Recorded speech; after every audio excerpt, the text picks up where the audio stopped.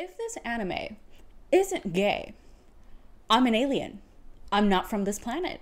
I'm not even from this universe, okay? If this anime is not gay, I simply must be in a completely different stratosphere. It's the only way. It's the only way. I can't believe I have to give a normal intro to this video. Hi everyone, it's Natalie and welcome back to my channel. If you're new here, I don't usually make videos about anime. It's not really my brand. This is a book channel. I usually talk about books. Quite frequently queer books, but most of the time, they're legitimately queer. So I don't usually make video essays about why and how a piece of media is queer. But if you're here, welcome. Take a seat because we're gonna be here a while. But before we get started, a few disclaimers. The first one is that the title of this video is probably going to be inspired either by Rowan Ellis's video on Luca or the Are They Gay video titles, because those two are like my icons when it comes to video essays examining the queerness of pieces of media. So of course I was inspired by them. So that's the first disclaimer. The second disclaimer is that I'm pretty confident one of the main characters is called Reki, but my bilingual self really struggles to say that. And if I have to think about just how to pronounce his name so hard, my brain will melt, and it has already melted enough that you will witness me being completely unhinged in this video. So please just allow me to call him Reki, okay? Reki just rolls off the tongue for me, so please allow me that. The third disclaimer is just I want to give you context of who I am. So I'm biromantic and asexual and Latina. So that's just so you know what lens am I using while watching this anime. That's where I come from, okay? And then fourth disclaimer is that, listen, I know some of y'all out there are gonna be like, why do queer people always want to make everything queer? This anime is just about friendship. They're just friends. Listen, the thing is that you're right. You know why queer people are always trying to make everything gay? Because it isn't. Because it canonically isn't. Because canonically, they do not spell it out for us. The characters don't say, I'm gay, I'm bisexual, I'm asexual. And so what do we have to do, because there's still such a lack of representation on screen, whether that's the small screen or the big screen? We have to take the texts we do have and interpret them so that we feel seen in that piece of media. So like, yeah, go ahead and think they're just friends. This is just about the power of friendship. You keep that, okay? You do whatever you want, because that's the point. At the end of the day, y'all are the ones who win, because at the end of the day, that's how it's actually read by so many people, precisely because it's so beyond the realm of most people to view any piece of work outside of their heteronormative, heterosexual lens that they just can't imagine it. So just stick with that. I don't care. And then I feel like I had another disclaimer. So I remembered what my other disclaimer is going to be. My other disclaimer is that unlike my faves, Rowan and Are They Gay, I'm not really going to be putting videos or screenshots or whatever into this video because I'm not committed to that life. I'm committed to the life of like, you've already seen this content, or if you haven't, you can see it for yourself. So as long as I give references to what scenes I'm talking about, and in some of them even quotes word for word what is said, I think that's enough. And second, this video will be messy, Messy because I got the idea for it last night at midnight. I couldn't go to sleep because I had 2 episodes left of this anime, and I was just screaming, literally screaming into my phone about how incredibly queer this anime is. One, I sent my best friend like a million voice messages about every single interaction that was queer, every single little thing that made me want to scream into the abyss. And then after I did that, I started taking notes for this video because I had to. I couldn't sleep. I couldn't sleep because I kept thinking, how will I explain to my viewers how queer this anime is? So this messy, somewhat video essay thing is the result of not even a single hour of me having been done with this anime. I filmed this video like 20 minutes after the following day. I watched the last 2 episodes. 20 minutes after, I pressed record on my camera. So if this is messy, it's because of that. So let's just get started. So I forgot to mention what this anime is about for the people out there that I know are going to be watching this more because they care about me than because they're gonna watch this anime or because they have seen this anime already. So essentially, Sk8 the Infinity is about these 2 boys, Reki and Langa. Langa moves into town, let's call it that. He moves in and he meets Reki, and Reki starts teaching him about skateboarding, but Langa has a background in snowboarding, and so he starts picking up on skateboarding relatively easily. And so the 2 of them start going to like underground skating competitions, I guess you can call them. And so it's essentially about them getting deeper and deeper into these competitions.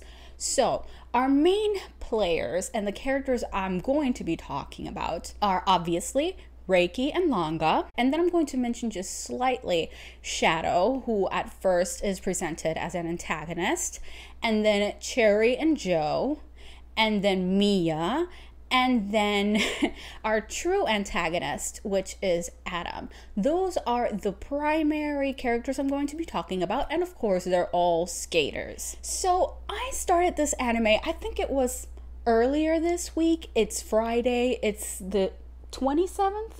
Yes, it's this 27th of August. I think I started watching Sk8 the Infinity about a week ago, maybe. I don't know what time is anymore. So I started it, and before you say, you just already knew all the queer stuff that was gonna happen, no. No, I did not. I started this only knowing that there was a redhead and a white-haired / blue-haired character, and that some people online thought it was gay. That's all I knew. I hadn't seen either gifs of them interacting. I hadn't seen fan art of them like explicitly in love. I had seen mostly just that people shipped them, but that most of the art was just about them being cute. And actually most of the time I just saw individual fan art of Reki and Langa in isolation. That's the main thing I saw. So I did not come into this already knowing some of the ways in which this anime was queer. The only other thing I knew was that my best friend had seen the anime and she had sent me some reactions, but the only thing I could remember was the antagonist and how she thought the antagonist was a perv.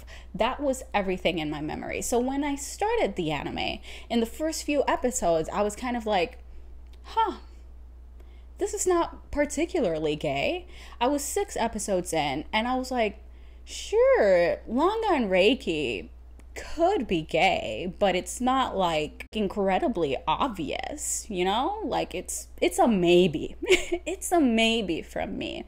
But the ones that surprised me because I did see the queerness in them was Joe and Cherry. So Joe and Cherry were the ones that from the start I was kind of like, wait a second, wait a second. They kind of have something going on. There's a little something there. And as a 24-year-old, of course, I also found them more appealing because they're part of our older cast of characters. So, okay, the reason why Cherry and Joe were so appealing to me, apart from the fact that they're closer to my age, I don't think it's ever established how old they are, but they're definitely closer to my age. The thing about them that intrigued me, apart from that, is that their dynamic is very playful but also antagonistic. Like, we spend a lot of time with them arguing with one another and like calling each other names and always being in each other's faces and always criticizing the way the other one approaches skating. But ultimately, it's gay. Because at the end of the day, Cherry spends most of his free time with Joe. Because Cherry works in calligraphy in his regular life. That's what he does. And Joe owns a restaurant, runs his restaurant, and that's what he does during his regular life. And where is Cherry all the time if he's not skating with Joe and the rest of the boys? At Cherry's restaurant. Always. Okay? So, they're in love. Okay? And I know, like, that's not the strongest evidence I have here. But that's okay. Because I have other evidence just to prove that at least individually, each of them is gay. So, let's start with Joe.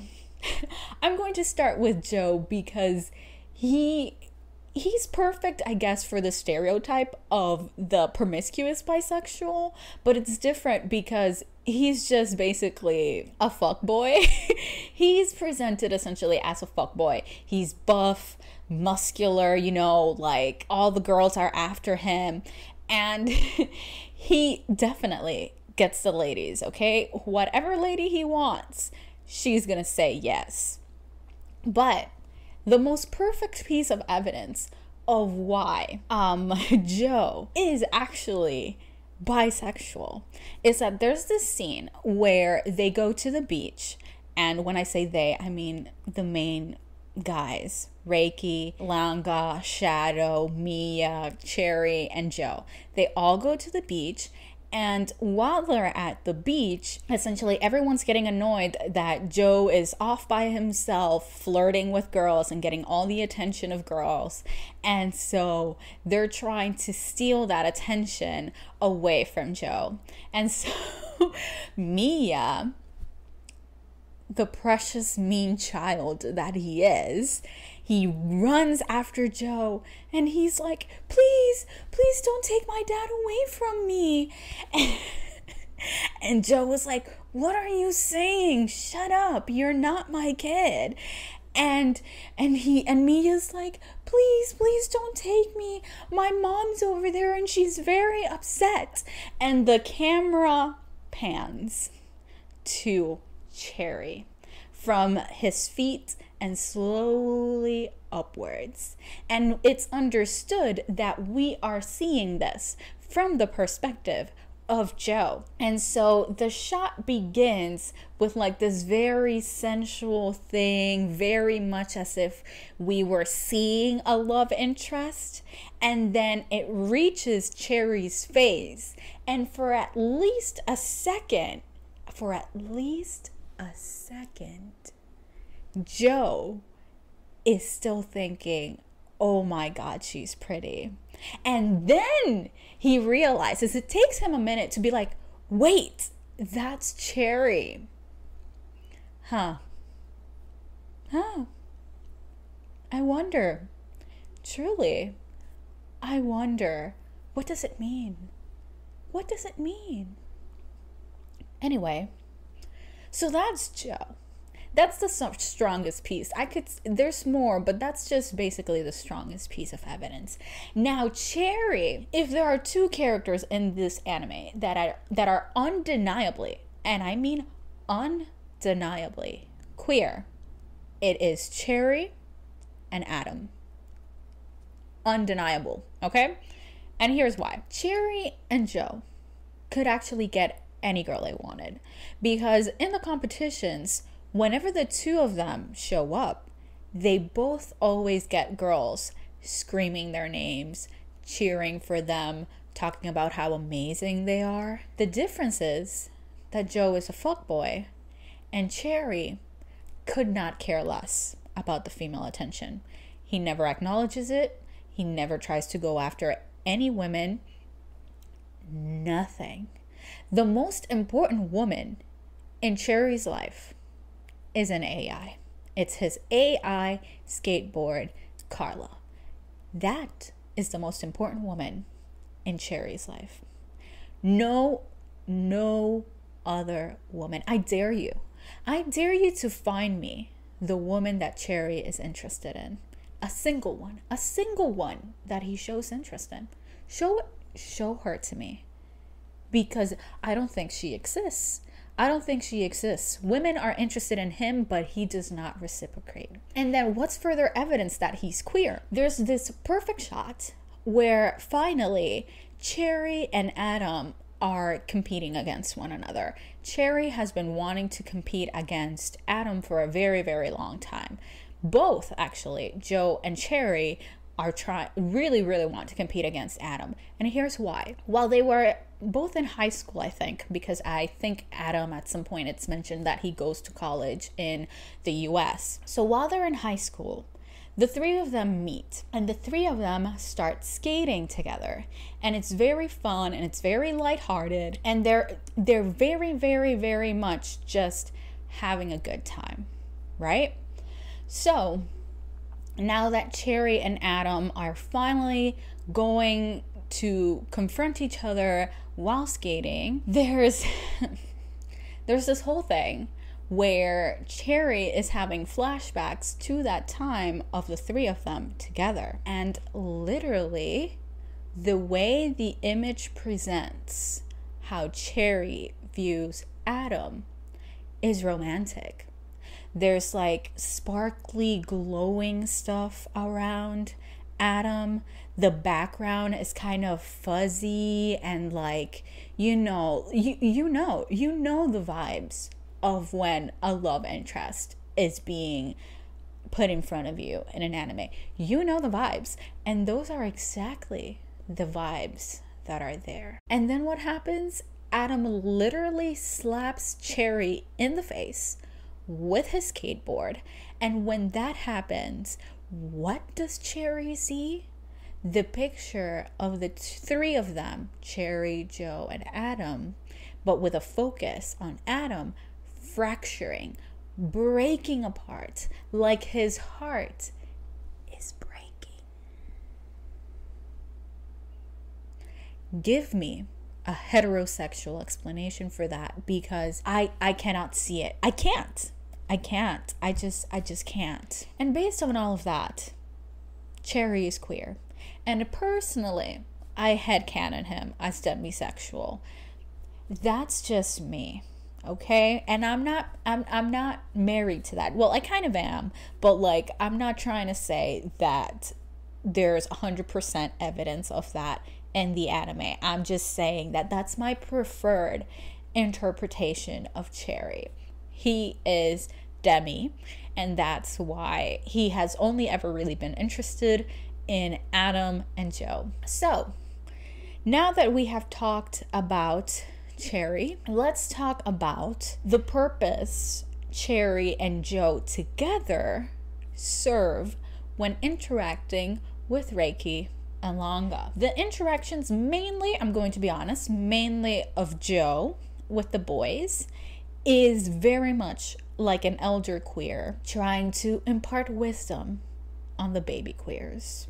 And why is that? Why does it have to be gay? Why do those interactions have to be gay? Why can't they just be, a mentor with a mentee? It's because of how gay Reki and Langa are. So, things weren't super gay between Reki and Langa until like episode 7. somewhere around there, where Reki and Langa have their falling out. And that's because Reki is feeling essentially incompetent. He's feeling like he's surrounded by all these extremely talented skaters and he just can't compare. He's not at their level. He's never going to be at their level.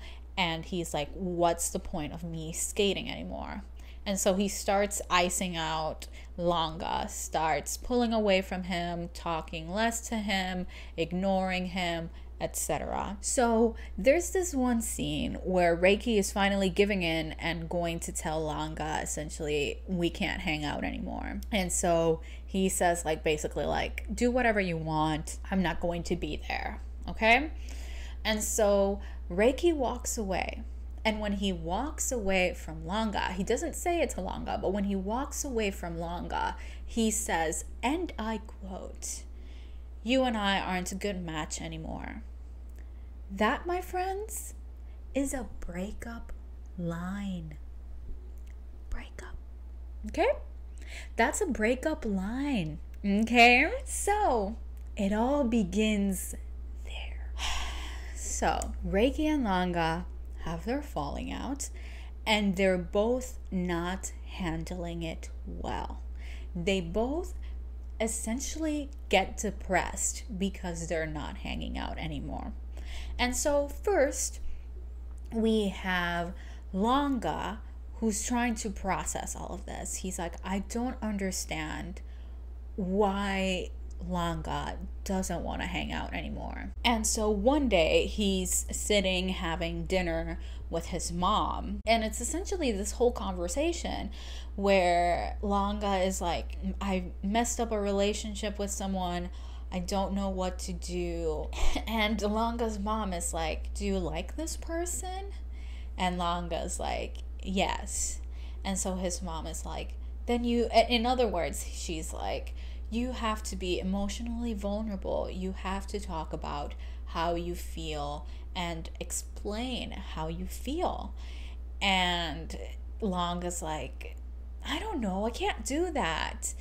And his mom goes, well, if you really like her. And he's like, her? And literally, he is discombobulated. He's like, wait, what conversation are we having here? This is peak. Your parent thinks you're talking about a romantic partner. And of course, because this is an anime where we can't explicitly say that the characters are queer, you're going to pretend like it's shock. And that shock can be read as you just being like, what? No, that's just my best friend.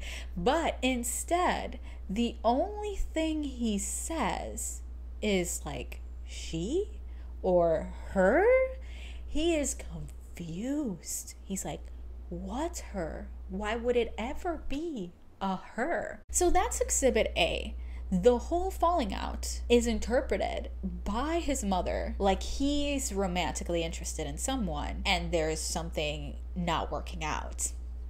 So there's that. And then Reki is just essentially being completely unmotivated. His mom, his sisters don't understand what's going on with him, why he's no longer getting up early in the morning, why Langa is never around anymore. They're just confused. But then you say, okay, but what else? What else is there? Here's something simple. Now that Reki isn't going to the skating competitions with Langa, Langa suddenly isn't emotionally invested in skating anymore. He goes and he's skating against Joe, and he's literally thinking to himself, wow, Joe is very talented, but I don't care. I don't feel my heart racing. I don't care about the skating anymore. And why is that? Why is that indeed? Because what happens? Reki is actually in hiding during that competition on the route of the skating route, and he literally screams Langa's name And the moment Langa hears Reki say his name, his heart starts racing again. He starts feeling like the skating matters. Give me a heterosexual explanation for that, because I don't have it. And then you go, okay, but that's just because they're buds. They like skating together. All right, okay. I'll raise you two scenes that are parallel to the gayest anime in existence, which is Yuri on Ice. If you don't believe me, if you haven't watched Yuri on Ice, one, you should. If you've watched Sk8 the Infinity and you like how gay it is, Yuri on Ice is right there. Just go. Like, stop this video and go watch Yuri on Ice. It's gay. The only reason it's not canonically gay is because of Japan's restrictions. They can't say the words, okay? They can't say, I'm gay. Like Victor can't say, I'm gay. And Yuri can't say, I'm bisexual. And yes, I think Yuri is bisexual because he genuinely shows interest in his female best friend. But then, of course, he just falls in love with Victor. Anyway, this video is not about Yuri on Ice. And others have made videos about how gay Yuri on Ice is. I will link down below, actually, one of my favorites. Anyway, and again, Yuri on Ice is about figure skating. How amazing that two of the gayest animes I have ever seen are about two different kinds of skating. How about that? But anyway, for some context, Yuri on Ice is about this figure skater who has been really tanking in competitions. And I think his best friend, or the kids of his best friend, film him while he is skating to this very prestigious figure skaters program. And they post it online. And that prestigious skater is Victor. And Victor sees it and he goes, I need to get this man. I need to get me this man. And so he goes all the way to Japan to Yuri's house and is like, let me be your coach. And so Yuri says yes. And it's about the relationship as Victor is helping Yuri improve and become a better figure skater. And there is a lot of homoerotic text in this anime. It's not subtext, text.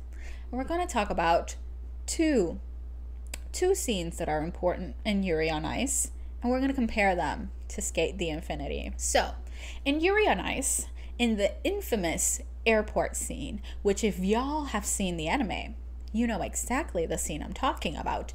Yuri says, and I quote, "Please be my coach until I retire."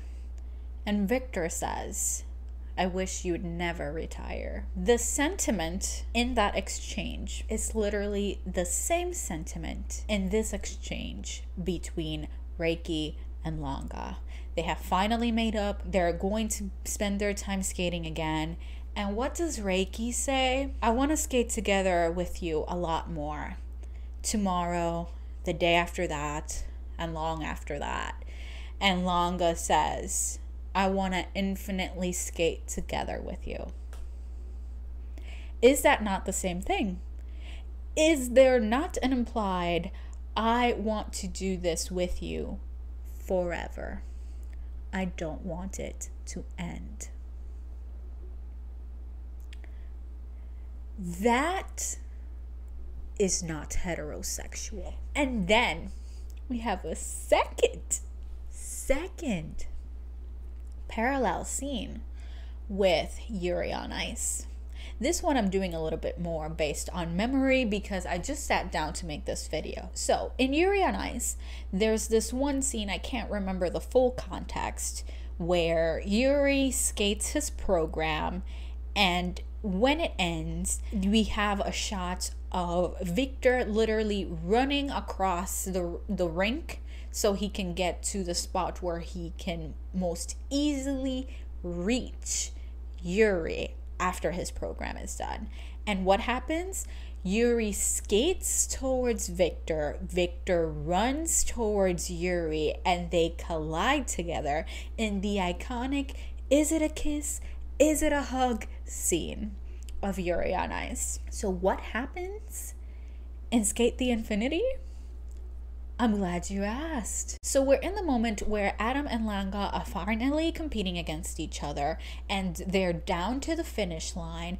And so Langa races across the finish line, and he sees Reki, and he skates directly to Reki, and Reki stands there eyes wide and receives Langa in this hug where they both essentially fall to the ground almost exactly like in Yuri on Ice. And Langa asks Reki, did I win? Won his heart? Yes. Won this race? Yes. Everything.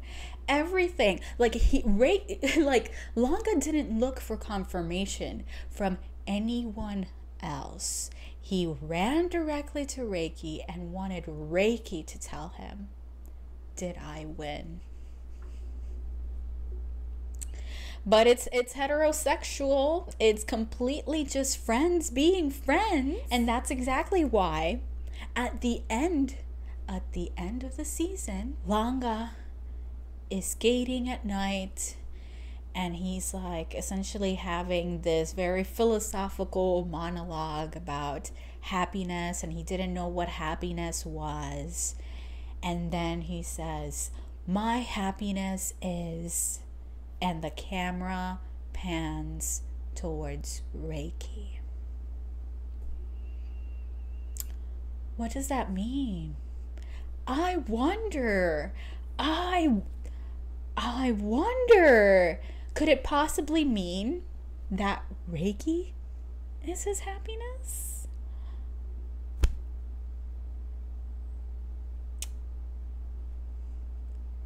And y'all are gonna say, no, it's skating with Reki. That's his happiness, with a focus on the skating. Y'all can live in that universe if you want. I'm in the universe where that is a legitimate acknowledgement of how happy and in love Langa is with Reki. Okay? Doesn't get more gay than that. It really doesn't. Like,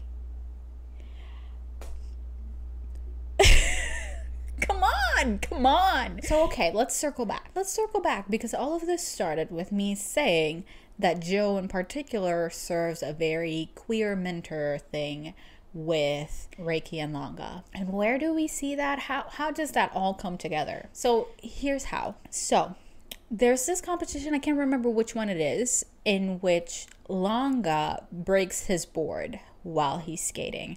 And Reki was the one who made this skateboard for Langa. And so it's broken, and he's essentially like, oh my God, I can't believe it. What am I gonna do? Like, what am I gonna say to Reki? We're not really talking to one another right now. Like, what am I gonna do? And Joe is there essentially being like, baby boy, you're gonna work it out with Reki. It's going to be fine. Like, he literally comforts Langa in such a way that it's very much like, baby boy, I've been where you've been. I know what it's like to think that the person you love is never going to forgive you for this. But he will. He will, because he loves you too. So that's why. And then the final thing I forgot to mention, that is proof that Reki and Langa are in love, is that Langa finally gives Reki the broken skateboard, and he's like, can you fix it? And Reki's like, yeah, can't fix that. And he literally compares the broken skateboard to his relationship with Reki. He's like, I never fully understand what I cherish until I've lost it. Like with you. Cherish. He cherishes Reki. I rest my case. What else is there to say? Reki and Langa are in love. Okay, so let's finish this off with our antagonist. Because yes, our antagonist is gay. And this is a gay man. Adam is a gay man. Okay? So, the main reason I'm okay with just how incredibly queer-coded Adam is because Cherry exists, and Cherry is undeniably also a queer man. That's why I accept that Adam can be the toxic gay. I'm like, okay, it's fine. He can be the toxic, villainous gay. It's okay, we can accept that. We can embrace it, and we can move on. So, how is Adam gay? Easy. He calls himself Adam, and he labels Langa his Eve. Eve. You know who Adam and Eve are? You know your biblical references?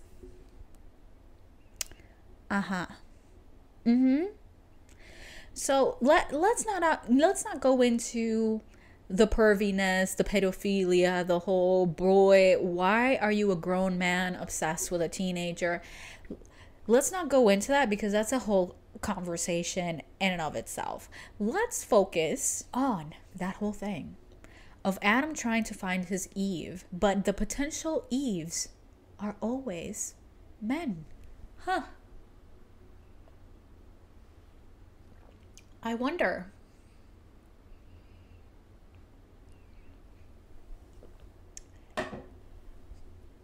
Not only are they men, but Adam actually acknowledges that he is in love with every single skater he has tried to break. So let's give some context again. Adam is this super skilled skater. Super skilled, and any guy who has been anywhere close to his level, Adam always breaks. He breaks them. He makes them get into terrible accidents and all of this stuff, and they never can skate again. And part of this is because Adam was raised in a context in which you show love by hurting the person that you love. Because the aunties that raised him abused him as a child. They spanked him and told him that it was because they loved him. So he only understands love through that toxic lens. And so he legitimately says that he was in love and that he loved every single one of the skaters that he broke. This wasn't done out of malice. This wasn't done because he hated them. It was because he was in love with them. And he wanted them to reach his level. Very heterosexual, if you ask me. Very heterosexual. And then we have the whole thing between Adam and Tadashi. So Adam is like this very powerful, I'm gonna call him businessman. It's never entirely clear to me what the hell he does, but he's like this very powerful businessman. And when we first meet him, he has this essentially secretary that is always there with him. And there's this whole like master servant thing going on between them. Again, let's not even talk about the toxicity of that because that is its own conversation. But they have this whole thing that could definitely read as kinky master servant stuff. Like, it's right there. It's text. It's text. So we get flashbacks to the fact that Tadashi was actually the one that got Adam into skating. He was the one who taught Adam how to skate.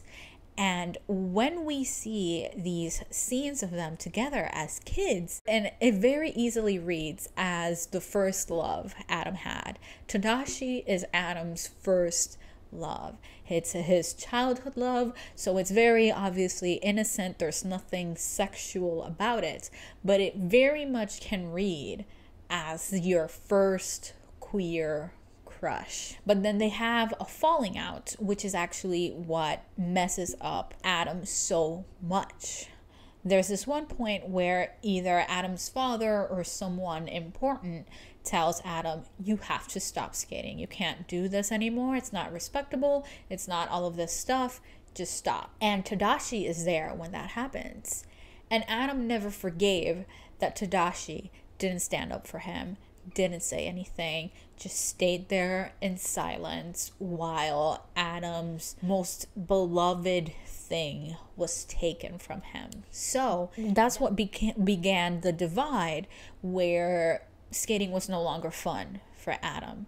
Adam was just trying to exclusively find someone who would go as hard and as far for skating as he would. So how does their relationship end? It ends with Adam finally finding the love for skating again, thanks to Langa, because Langa convinces him, bro, skating is supposed to be fun. It's all about the fun. Don't you remember? And he makes that connection.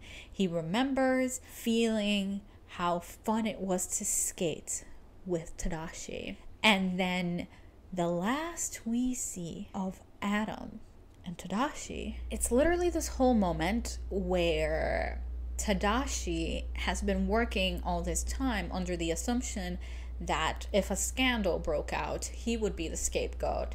Adam would frame him as the guilty party. And so Tadashi is like, because this is like a whole subplot where Adam is almost going to go to jail essentially, or at least have charges against him. And Adam threatened Tadashi that basically like, oh, I'm not going under, you're going under for me. And so Tadashi at the end is like, but I thought you were going to frame me. And Adam is like, baby, that was never gonna happen. Why? Because you are my dog for the rest of our lives. And what does Tadashi do in response to that, you ask? He smiles. Smiles. Blushes and smiles. Give me the heterosexual explanation for that, because I don't know it. I don't know it. I can't see it, so please guide me. Guide me. In conclusion, there is only one heterosexual character in this anime, an important heterosexual character, and that is Shadow.